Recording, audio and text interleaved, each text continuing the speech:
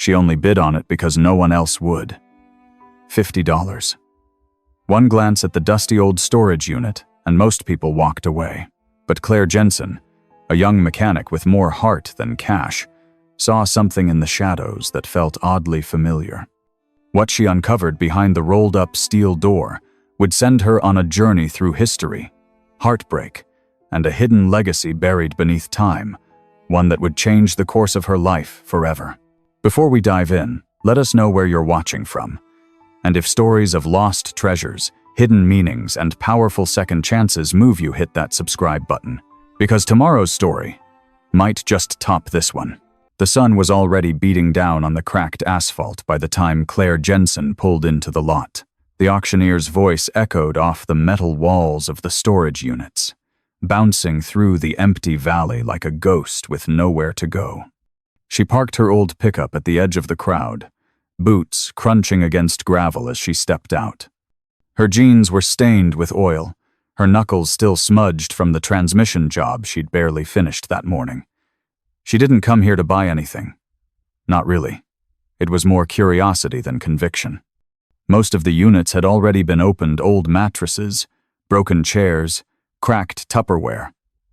Junk dressed up as someone's forgotten treasure. But there was one still sealed.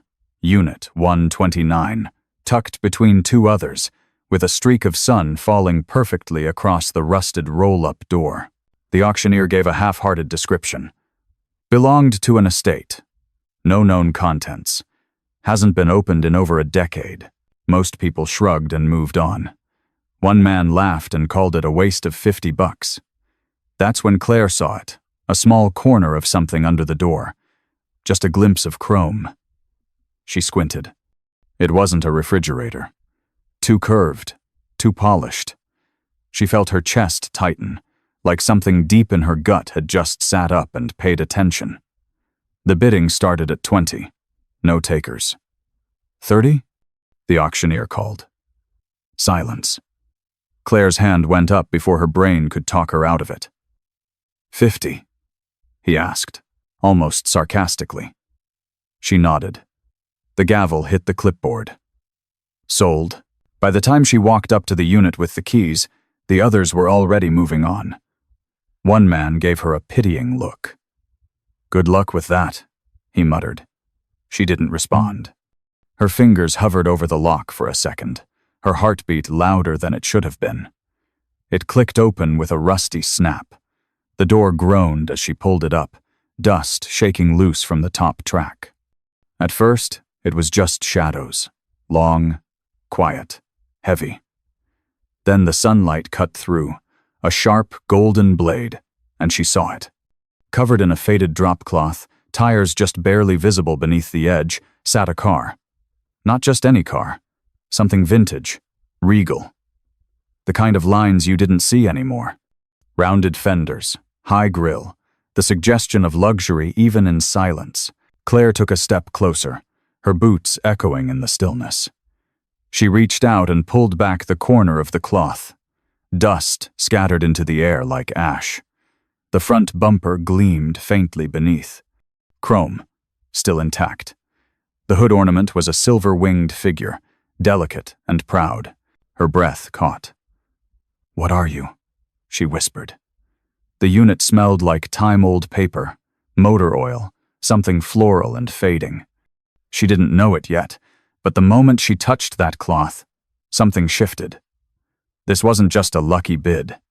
It was a beginning, a story waiting to be restored, and she was already a part of it.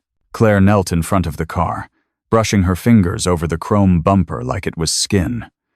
The dust was thick, but it didn't hide the craftsmanship beneath. Whoever owned this car hadn't just driven it, they'd cherished it. The drop cloth clung to the curves like a second skin, and as she peeled it back further, the full silhouette of the vehicle emerged: long hood, rounded headlights, a grille that looked hand-sculpted. This wasn't a Ford or a Chevy.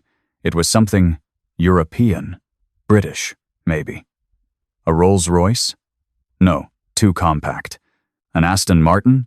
Possibly, but older. She didn't know yet. But the more she uncovered, the more she felt it. This was rare.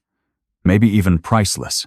The front plate was missing, and there was no badge she could see, but the emblem on the hood was a stylized R, tarnished but still proud. The windshield was fogged with age, but intact. She peered inside through the glass. The interior was wrapped in brown leather, cracked at the seams, but untouched by mold or rodents. A miracle, really, after all this time.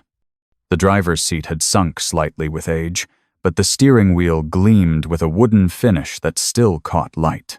Everything about the car felt suspended in time, as if it had simply gone to sleep and was waiting for someone to wake it. Claire walked a slow circle around it, the light shifting across the polished curves as she moved. Crates lined the back of the unit, some plastic, some wooden, none labeled. One looked like a toolbox. Another, like an ammo case.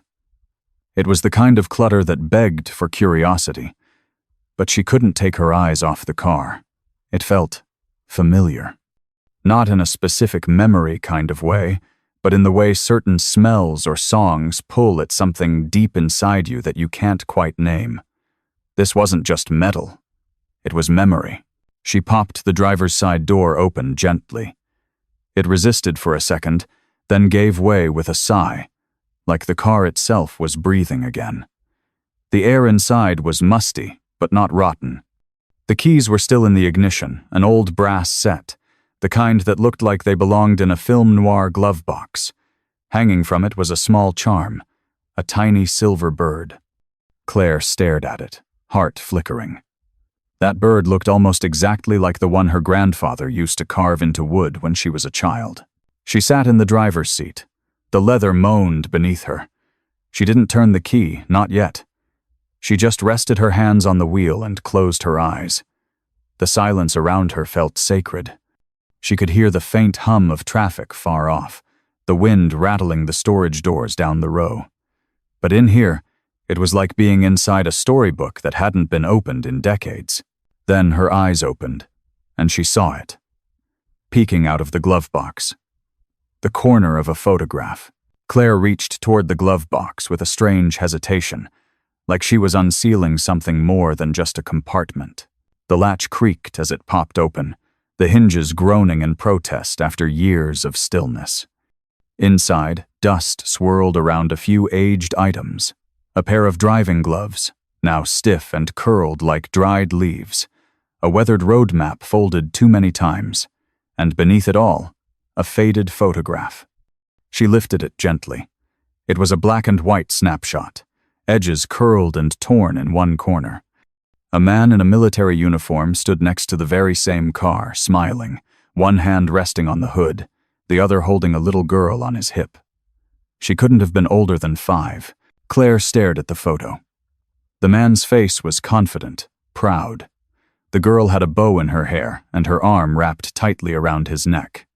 Whoever they weren't posing for strangers. This was a moment captured between people who belonged to each other. She flipped the photo over. In faint pencil, someone had scrawled, "Me and Lily, summer 54. A chill ran up Claire's spine. This wasn't just a car. It was someone's legacy. Someone's home on wheels. A place where a family had once existed. She tucked the photo gently into her pocket and kept searching. Her hand brushed against a thin stack of paper tucked beneath the glove's folded letters, yellowed and slightly brittle. They were all addressed to the same person, Miss Lily Rhodes, C divided by O Sinclair Boarding School, Asheville. Each envelope had the same return address, the same careful handwriting. None of them had stamps. None had been mailed. She opened one, slowly, like unwrapping a fragile artifact. The letter inside was dated July 3rd, 1958. Dearest Lily, I drove the car today. I could almost hear your laughter from the passenger seat, the way you used to lean out the window and name every cloud. I miss you more than I can say. They tell me I should move on, but how can I, when your seatbelt is still buckled and your drawings are still tucked in the visor? Claire had to stop reading. Her throat tightened unexpectedly. The words were too intimate, too real. Whoever this man was, he'd poured his grief into ink, and left it behind for time to find. She leaned back in the seat and looked around again, not just at the car, but at the story it had held like a vault. The care, the sorrow, the silence. This wasn't an abandoned vehicle. It was a vessel for a love that had outlasted its people. She stepped out, gently closing the door, and looked at the crates stacked behind it. If the glove box held this much, what else had been left behind? This wasn't about finding something valuable anymore. This was about finishing a sentence someone never got to complete. And Claire, though she didn't know why yet, was beginning to feel like she was meant to be the one to do it. Claire waited until nightfall before diving into the letters again. Back at her modest garage, the kind she built with her own hands and second-hand tools, the car now sat in Bay 3, dust still clinging to its surface like a forgotten veil. The sound of the fluorescent lights buzzing overhead was familiar, comforting. But tonight, the space felt different, like a museum, or maybe a chapel. She pulled a stool up beside the car and laid the letters out on a clean cloth, careful not to damage their fragile edges. There were 9 in total, all written to Lily. None mailed. Some were just a few lines, others full pages dated sporadically between 1954 and 1960. She read them slowly, one by one. They weren't just updates. They were confessions. Apologies. Memories preserved in ink. The handwriting grew shakier over time, as if the man writing them had started losing a part of himself with each passing year. Your mother always said you had my eyes. I see them every time I look in the rearview mirror. The war took something from me, but losing you took the rest. I hope you're warm. I hope someone is reading you bedtime stories. Claire wiped her eyes with the back of her hand. She hadn't cried in years, not since her dad's funeral. Mechanics didn't cry, at least that's what she'd been taught. But these weren't just words on paper. They were pieces of someone's heart, sealed away and left to crumble with time. The name on the return address was James Rhodes. That rang a bell. She pulled out her phone, opened her browser, and typed it in. James Rhodes, Asheville, North Carolina, 1,950 seconds. It didn't take long. A few links down, she found an old scanned article from a local newspaper. Decorated World War II pilot turns mechanic after daughter's disappearance. Her stomach flipped. She clicked it. There he was, same face from the photograph. A man who had flown missions over Europe, only to return home and lose what mattered most. According to the article, his daughter had been sent to a boarding school after his wife's death. One weekend, he arrived to pick her up. She was gone. No trace. No explanation. The school claimed she had been picked up early. Authorities ruled it a miscommunication. But she was never seen again. Claire leaned back against the workbench, the article glowing on her screen. So that was the story. A war hero who lost his daughter, then locked away the car they'd once shared like a tomb. And now, decades later, that tomb had been opened. By her, a stranger. She walked slowly back to the driver's side and sat down again. This time, she didn't touch the wheel. She just stared through the windshield at the night beyond. Somewhere out there, Lily's story had stopped too soon. But maybe, just maybe, this car could help finish it. Claire didn't know how yet. But something inside her, a stubborn ember she hadn't felt in years, told her she had to try. By sunrise, Claire was already at the local library, the letters sealed in a Ziploc bag tucked inside her denim jacket. She hadn't slept much. The image of that little girl on James Rhodes' hip haunted her thoughts. The way he wrote to her with hope, with heartbreak, it was more than just a grieving father's voice. It was unfinished business, and Claire had never been the type to leave anything half-fixed. She sifted through archives with the librarian's help, old microfilms, local newspaper clippings, dusty newsletters that hadn't seen daylight in decades. Slowly, a picture of James began to form. He'd been a decorated bomber pilot during World War II, flying in the 8th Air Force over Europe. 3 medals, a commendation, and a reputation for bravery. After the war, he returned to Asheville, where he opened a small auto shop, Rhodes & Co. Restoration. The article described it as more therapy than business. Customers came as much to talk as to repair. And then, there was Lily. Records showed she'd been enrolled at Sinclair boarding school in 1954 after her mother's death. Claire found an old enrollment log with her name listed in careful cursive. But after the fall of 1956, Lily's name disappeared from the rolls. No transfer, no withdrawal form, no follow-up. It was like someone had simply erased her. Claire frowned. She knew cover-ups when she saw them. Her mother had been the victim of an insurance claim denied because a fire wasn't properly reported. She'd learned young that systems didn't always protect people. Sometimes, they protected themselves. Claire pushed deeper, tracing James's life beyond Lily. The more she uncovered, the lonelier his timeline became. In the early 60 seconds, the shop closed. He sold his house, moved to a smaller apartment. Then, sometime in the early 70 seconds, he vanished from the public record altogether. No obituary, no death certificate. Just gone. Back at the garage that afternoon, Claire stood in front of the car again. Its silent form felt heavier now, like it carried the weight of a man who had given up. The drop cloth, now folded in the corner, still smelled faintly of cedar. She pulled open the trunk, half expecting it to be empty. It wasn't. Inside was a box marked Lily in red grease pencil. Claire lifted the lid carefully.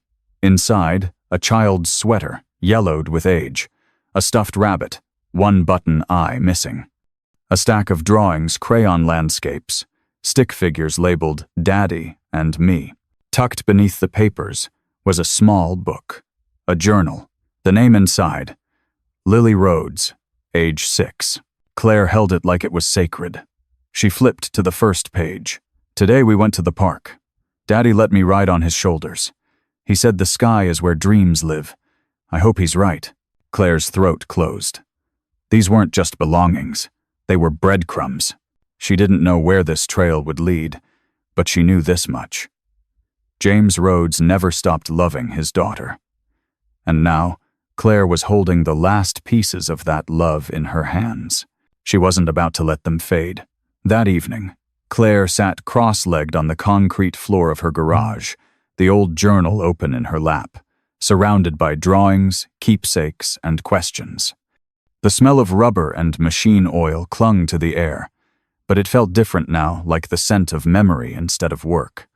Lily's journal was childlike but vivid, filled with entries about lemonade stands, carousel rides, and the names of every stray cat she tried to rescue. But as the pages went on, something shifted. The drawings grew darker.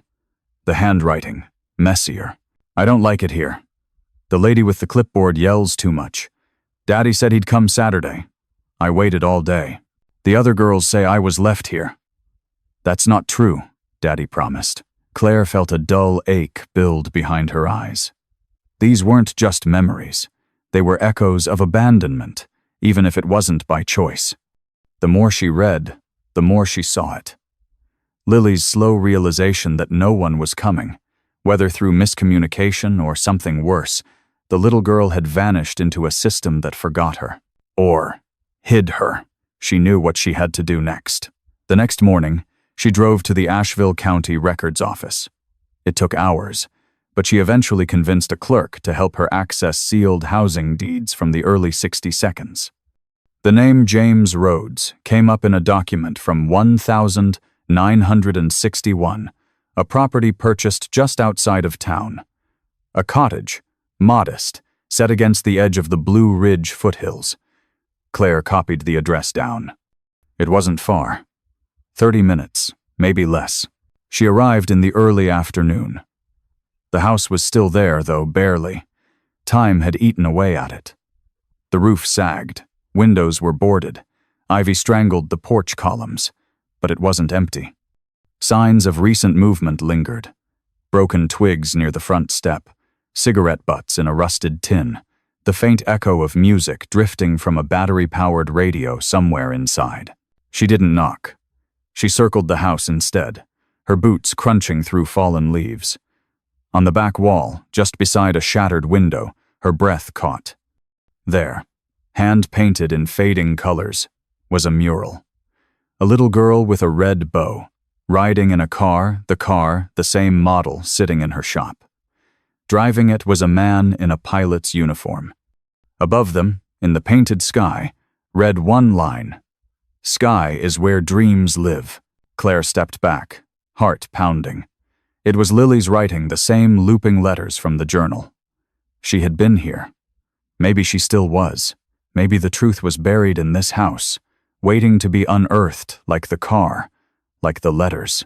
She snapped a photo of the mural and got back in her truck, hands trembling against the steering wheel. She didn't know what she was feeling. Hope? Dread? It didn't matter.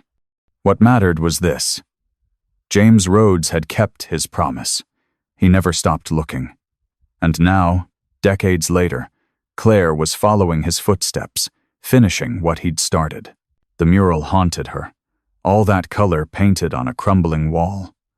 It didn't feel like graffiti or art for strangers. It felt like a message meant to be found. Claire printed the photo and tacked it beside her workbench the moment she got back. The car sat in Bay 3, bathed in late afternoon light. She stared at it for a long while before stepping inside again. Something about it felt heavier now. Not physically, spiritually. Like it had more to say. She lowered herself into the passenger seat, ran her fingers along the stitching of the leather. That's when she remembered the letter. The one James wrote about Lily's seatbelt still being buckled. She reached beneath the seat, half on instinct, half on faith. Her hand caught something. A lip of metal. Cold. Thin. She pulled. Nothing moved. Claire got out, grabbed her tools, and came back with a pry bar and flashlight. It took finesse, the kind you learn from years of rebuilding transmissions and coaxing rusty bolts to turn. After a few minutes of carefully working the edges, she heard it. A pop. A quiet click, like a tongue releasing a secret. The panel beneath the seat opened, revealing a shallow, hidden compartment. Inside was a small velvet box, worn but intact. A folded cloth bundle, a silver dog tag on a chain, and a weathered photo, the same girl, a little older now, standing alone in front of the car. The red bow still in her hair, but her smile subdued. There was something behind her eyes. Not quite sadness, something harder. Like she'd learned too early that life could forget you. Claire opened the velvet box. Inside was a ring, delicate, vintage, with a pale blue stone. The kind of ring meant for promises, not flashy, just honest. She held it in her palm, feeling its weight. It wasn't about money. This was love, solidified and sealed away. The dog tag read, Rhodes, James E., pilot. 328th Air Division. Oh, pause. Catholic. She pressed it to her chest for a moment, like it belonged closer to a heartbeat. Unfolding the cloth bundle, she found a deed. Handwritten, notarized, and nearly falling apart. It transferred ownership of the car and, curiously, the house she had just visited to Miss Lily Rhodes, should she be found. Dated 1962, Claire stared at it. This wasn't just about grief anymore. James had prepared for the possibility of her return. He had believed. She sat in the car for a long time. The compartment still open, the ring in her hand, the dog tag around her neck now, hanging beside her own keychain. She hadn't realized it yet, but her life had already started to shift. Not just the mystery, not just the search. Something deeper. Purpose. She didn't know where Lily was. Didn't even know if she was alive. But one thing was certain. This car, this history, was never meant to be buried. And Claire? She wasn't about to let it stay hidden. The morning was quiet, the kind of stillness that usually came after a storm. But for Claire, it felt like the silence before something big. She stood in front of the mural again, the little girl in the car, her father behind the wheel, words floating above. Sky is where dreams live. The paint had peeled more overnight, the passage of time nibbling at memory. Claire ran her fingers across the faded letters, wondering if Lily had painted them with trembling hands or calm purpose. Was it a goodbye? A breadcrumb? Or just a piece of herself she couldn't carry anymore? The cottage was still abandoned, but something about it felt inhabited. Claire stepped carefully through the back door, which hung half off its hinges. Dust motes swirled in the sunlight as it poured through cracks in the boarded windows. The air smelled like old wood, soot, and something faintly floral. Someone had been here recently. A coffee tin in the corner was warm to the touch, an empty bowl. Faded bedding rolled up in a sleeping bag. She wasn't alone. Every creak of the floorboard echoed. Her boots felt louder than they should have. The living room was stripped bare, save for one wooden chair and a stack of books tied in string. She stepped closer. On top was a worn paperback, with a name scribbled inside the front cover in faded blue ink, Lily R. Her breath caught. Not a full name, but enough. Upstairs, a small room looked more lived in. The air was thicker, the dust disturbed. A folded coat lay on the bed. Tucked into a notebook on the nightstand was a pressed flower lily of the valley. She opened the notebook slowly. It wasn't a journal, not exactly. It was a sketchbook, page after page of drawings. The same car, always the car, sometimes parked under stars, sometimes driving along cliffs, sometimes broken and bleeding like a wounded animal. On one page, the girl was behind the wheel. On another, she stood beside it, holding a gas can like a lantern. Claire felt her heart drop when she turned to the final page. It wasn't a sketch. It was a note. If you found this, I'm not far. I never was. I just didn't know how to come home. No signature. But it didn't need one. She folded the notebook and held it to her chest. Claire returned to the garage that night with a strange energy buzzing beneath her skin. She wasn't chasing a mystery anymore. She was following a path laid out decades ago by someone who thought they were lost. The car waited in Bay 3 like a guardian, silent, timeless. She didn't sleep. Instead, she worked. She cleaned the windows, polished the chrome, and hand-washed the dusty red paint until it shimmered faintly in the glow of the overhead lamps. Not restoring yet, just honoring, preparing it. Because if Lily ever came back, Claire wanted her to see it exactly as she remembered. Whole, waiting, and ready. It was just after noon the next day when it happened. Claire was under the hood, elbows deep in an oil change on the Buick a local teacher had brought in, when she heard it, the gentle ding of the front bell. Customers came in all the time, sure, but something about this one felt different. Slower, hesitant. She wiped her hands on a towel and stepped out into the front office. The woman standing there looked out of place, not because she didn't belong, but because she carried herself like someone who hadn't stepped into sunlight in years. Her coat was too heavy for the season, her gray hair tucked beneath a faded scarf. She clutched a small leather satchel to her chest, like a shield. And when her eyes found the car parked in the bay just beyond the glass, her breath visibly caught in her throat. She didn't say a word, not at first. Claire watched her carefully. "Can I help you?" she asked, gentle. The woman stepped forward slowly. Her hand pressed against the glass as if needing to confirm the vision in front of her. "That car," she said quietly. "Where did you find it?" Claire took a slow breath. "Storage unit auction. $50. The woman laughed once short, sharp, full of disbelief. "That car belonged to my father." Claire froze. The silence between them stretched out, thick and fragile. Then the woman stepped inside fully, eyes never leaving the vehicle.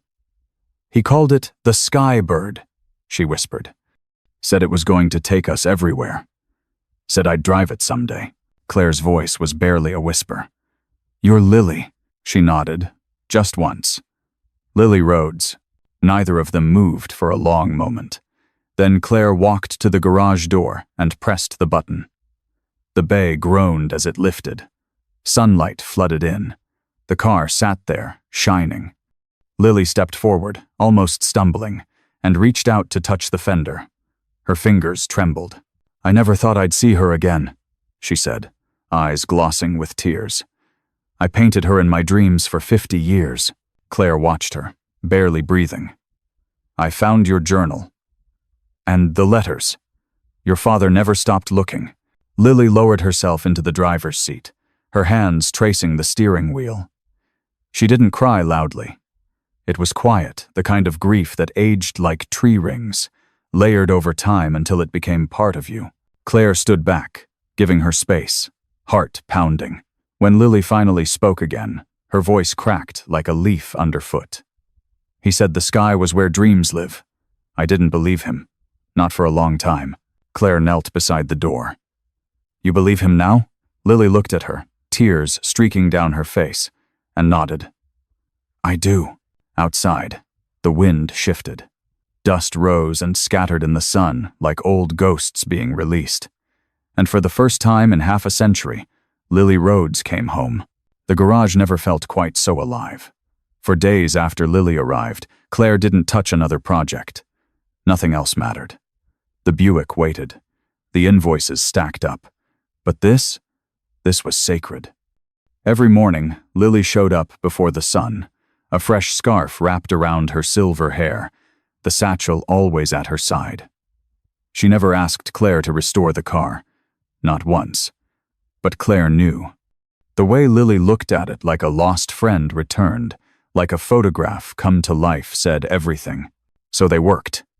Together, Lily remembered things Claire never could have known, how the passenger seat once squeaked because her father installed it himself. How the dashboard had a secret notch where she carved her name in tiny cursive with a pin. Claire polished that carving until it shone. They replaced the spark plugs first, then drained the gas, pulled the tank, cleaned every line.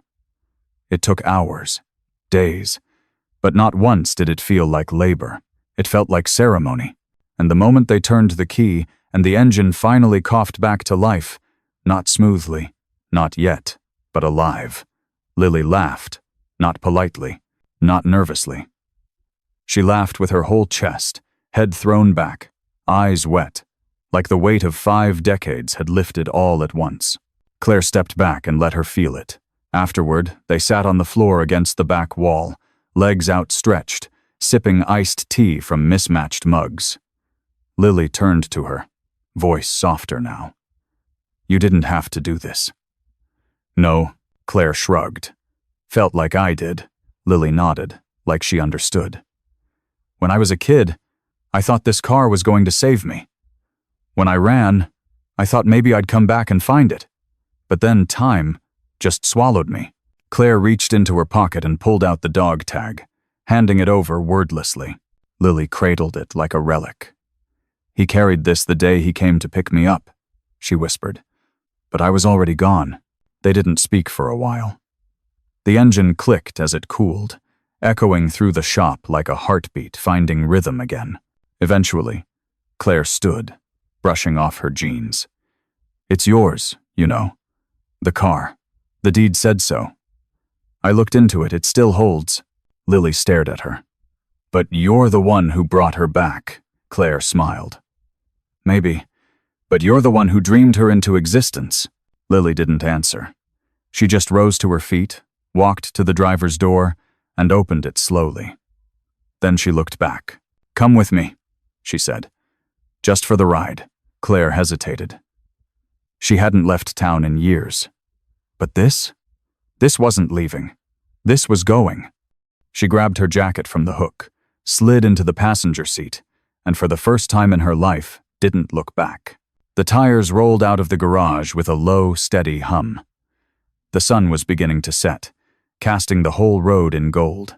The wind slipped through the open windows, and somewhere, high above the highway, a single cloud floated like a bird in flight. As the miles disappeared behind them, Claire looked over and whispered, "You think he'd be proud?" Lily didn't hesitate. He always was, and in that moment, with the sky wide open, the car purring beneath them, and the road unfolding like a promise. It wasn't just a restoration, it was a resurrection.